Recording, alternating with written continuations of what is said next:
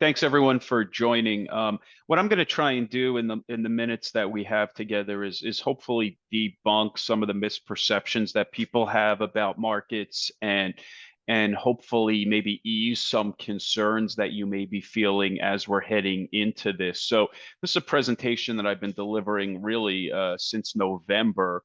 So launched it a year out, where it's you see the title, people care about elections. In general, markets really don't.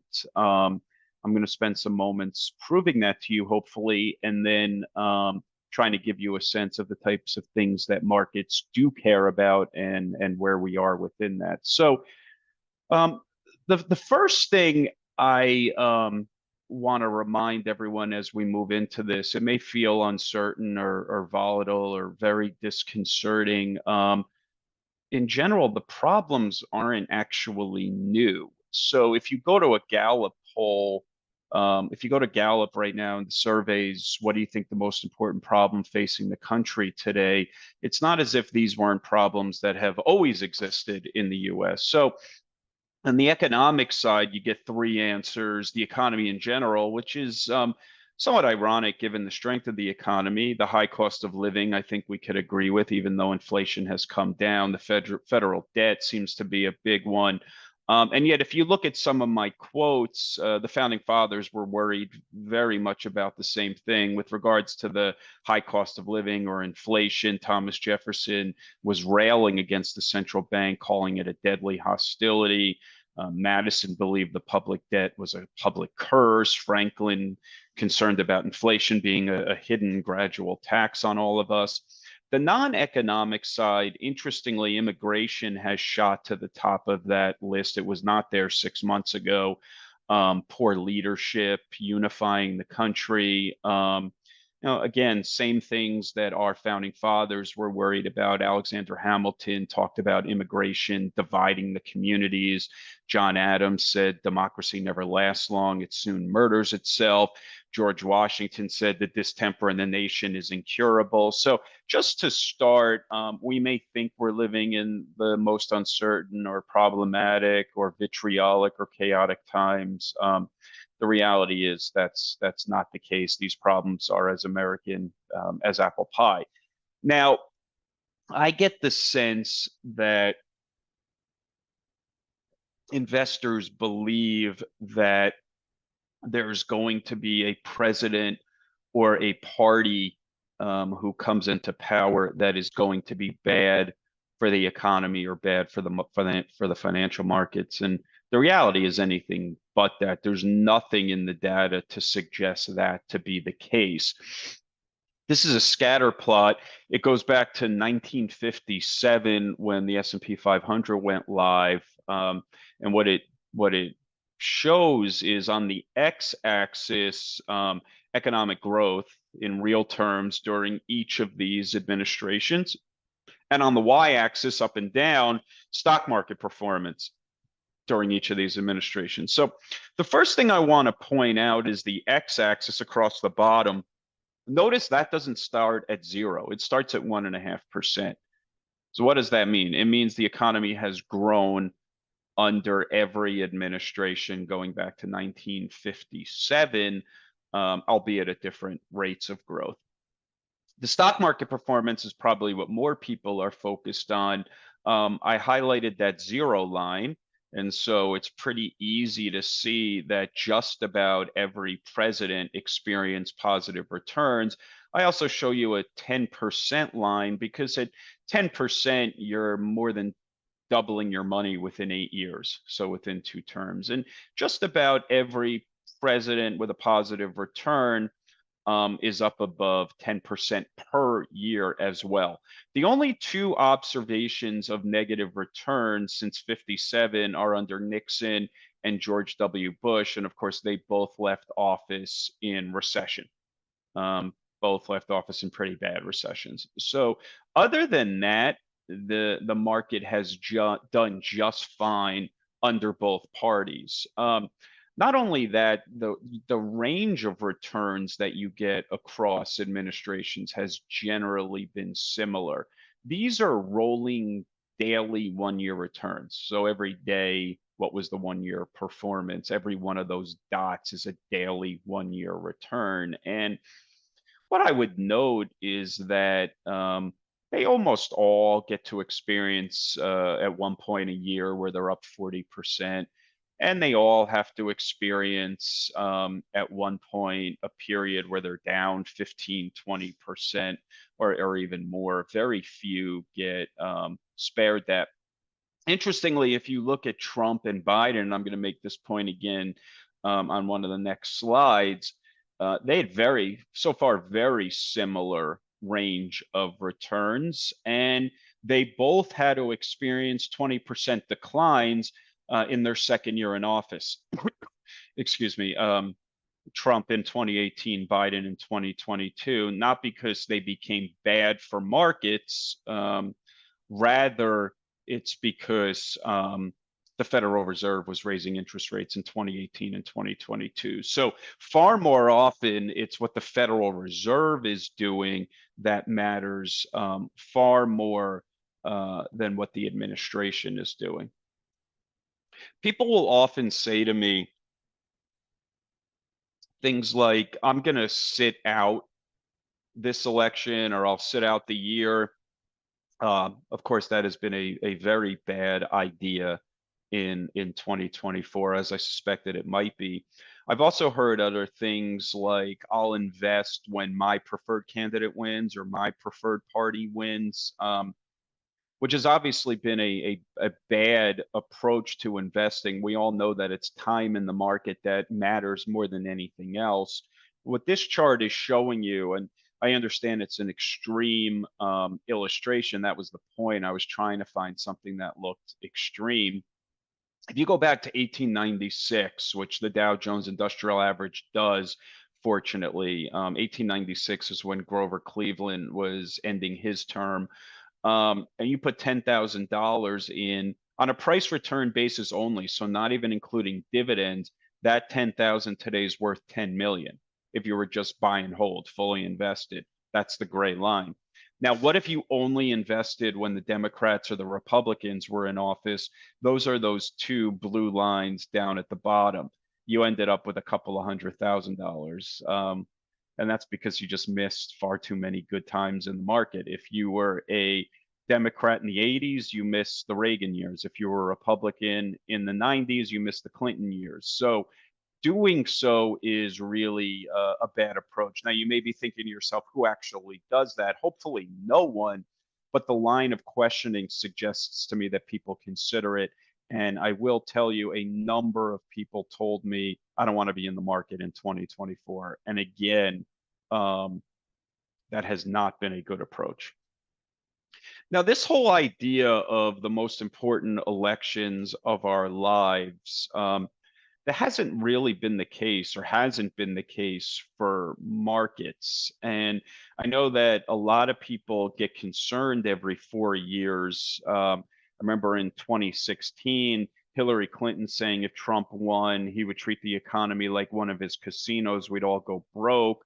I remember in 2020, Trump saying if Biden won, the market will go to zero, your 401k to go to zero. I wonder if anybody looks back and sees, well, how did that go? This is just a chart showing you the cumulative performance since the election days for each of these men. Of course, Trump, you can show the full term. So from his election day in 2016 through the day he left office, or through the day that Biden was elected, the market was up about 60%. Well, look at Biden's line right now. In fact, Biden's line even goes a little bit higher than that right now. They're almost exactly the same.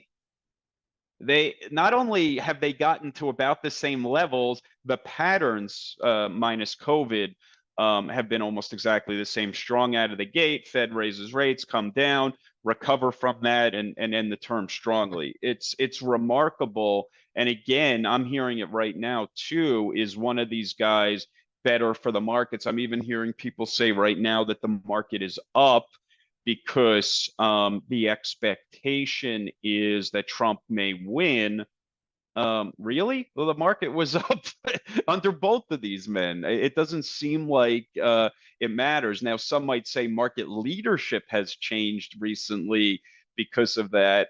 I would argue that's because the Fed's likely to lower interest rates rather than the fact that Biden or Trump is likely to win. So again, the most important elections of our lives have not mattered all that much.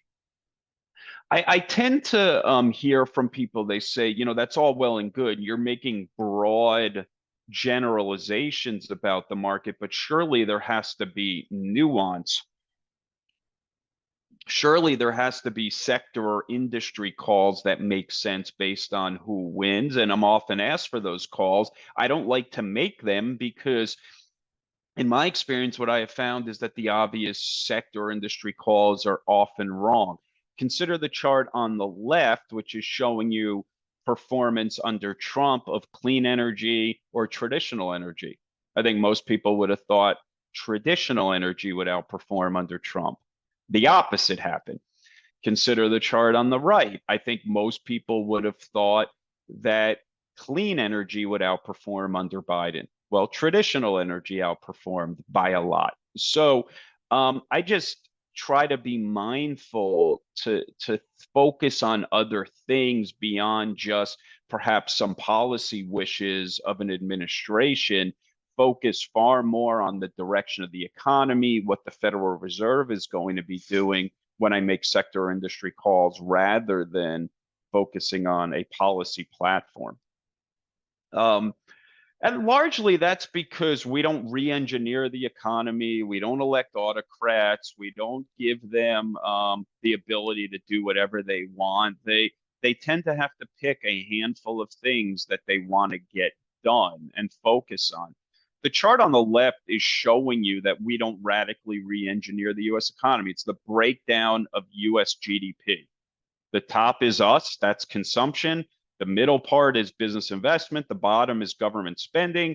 If you look at consumption and business investment, it's about 80% of the economy, right? It's a private sector economy.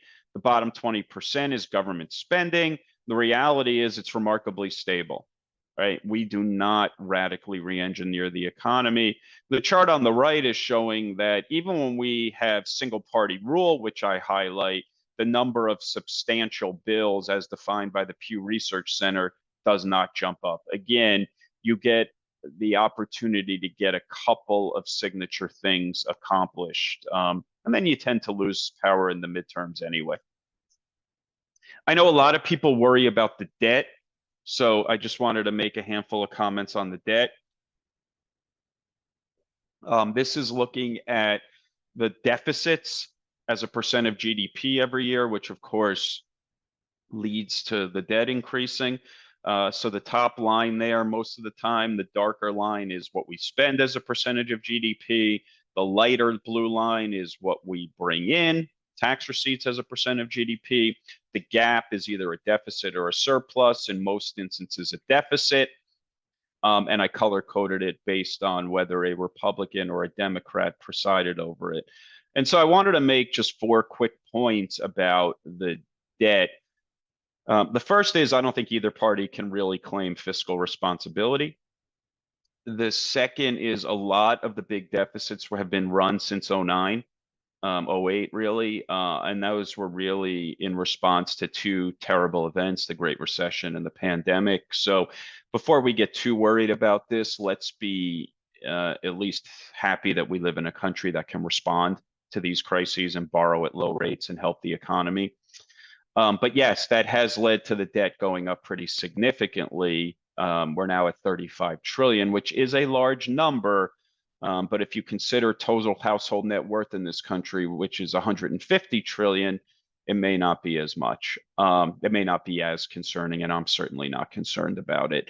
And the last thing is people worry about the interest rates. Just remember, we have a pretty captive audience for U.S. debt. It's very unlikely that interest rates are going to break with interest rates in this country trade on growth potential, not on credit worthiness. So just 4 quick points on the debt. I don't worry about it nearly as much as anyone else does. Now, in terms of what tends to move markets, I would say monetary policy matters more. This is a chart of financial conditions. Financial conditions are defined on the right. Basically, just think of it as when that line is going down, it means the Fed is usually easing. When the line is going up, either some type of event is happening or the Fed is tightening rates. And if you look at the great performances we've had under the different presidents, whether it's Clinton in the mid 90s or W. Bush 03 to 07 or Obama 09 through 16, or more recently Trump and Biden, it's happened as the Fed has been easing. So again, monetary policy matters more. Look where this chart is now on the far right, I think most of us would assume that the next step is an easing of financial conditions, which should benefit um, Trump or Biden, regardless of who wins. The markets don't care if we don't like who's president. These are the approval ratings of each of the presidents going back in time. In the old days, we used to like them more than we do now.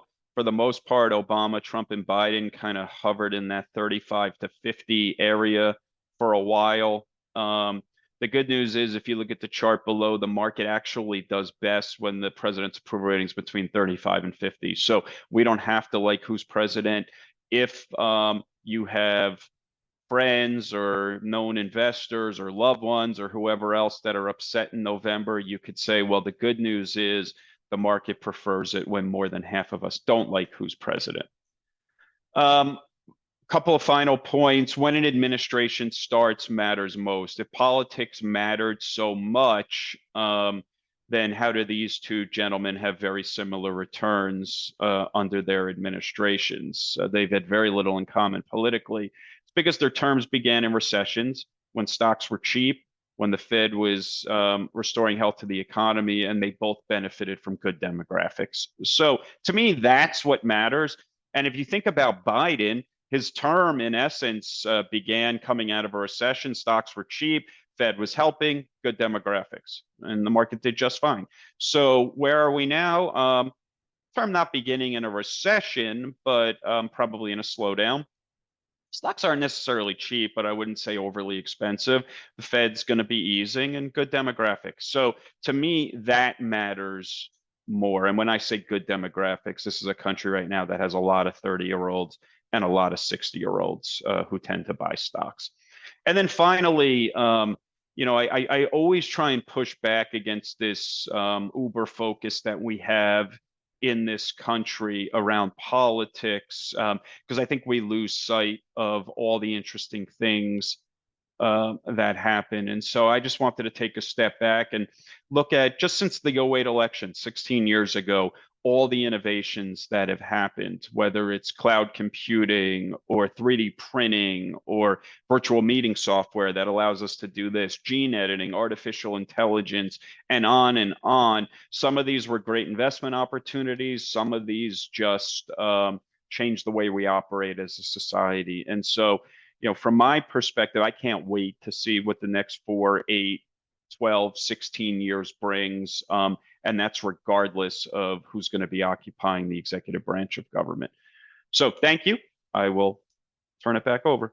So now how about enthusiasm? How about when one side, a political party is has momentum? Does that make a difference either? In terms of the market? In terms of the markets? Not that I've been able to see. If I think through, I'm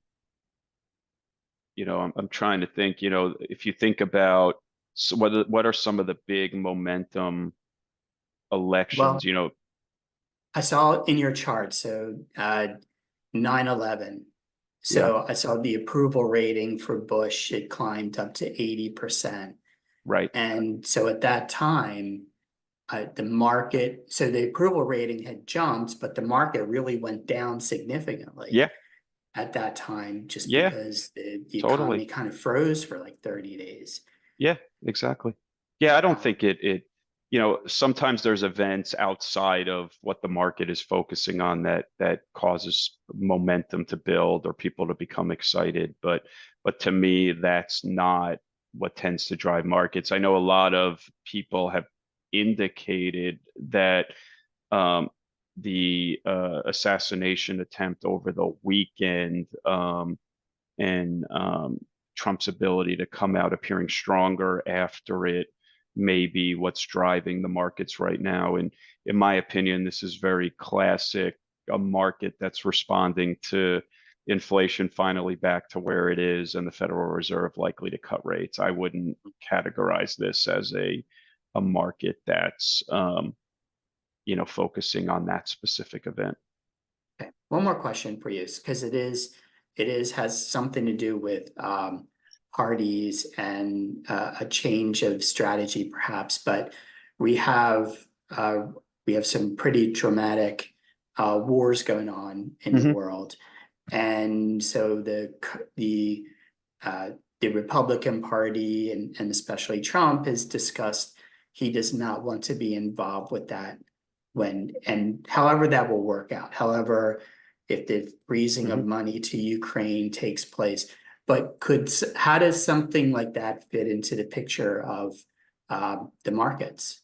I always ask myself when these types of events happen, does it change the trajectory of the US economy, or does it change what the Federal Reserve is going to do? And the answer to those questions is usually no, it doesn't change that. I think, when Russia went into Ukraine in February 2022, there was a lot of concern of what that meant for the market. And yet the market is up pretty significantly since then. Not only that, what may surprise you is that the Polish equity index is one of the best performing indices since that day. So it hasn't mattered. And of course, it really has not changed the trajectory of the US economy or what the Fed is going to do. There was some concern around food and energy, but of course, the US is now producing 13 million barrels of oil a day and is pretty independent with regards to liquid natural gas. So it hasn't been a big issue. Similarly with Israel and Hamas, markets are up pretty significantly since October 7th. Not only that, oil prices are down since October 7th. So these conflicts, or how we respond to these conflicts, will only matter for markets if they meaningfully change the trajectory of the US economy. And I would argue an example of one that did was something you already mentioned, which was 9/11, because 9/11 stalled economic activity in this country, but also led the Federal Reserve to ultimately be more accommodative. So those are the types of things investors should be asking themselves, rather than investing based on whether they agree or disagree or are heartened or are frightened by the administration's response. Okay, thank you. Brian, thank you very much for presenting today. My pleasure. And to all those who have joined us today, thank you as well. And please reach out to your advisors if you have any specific questions.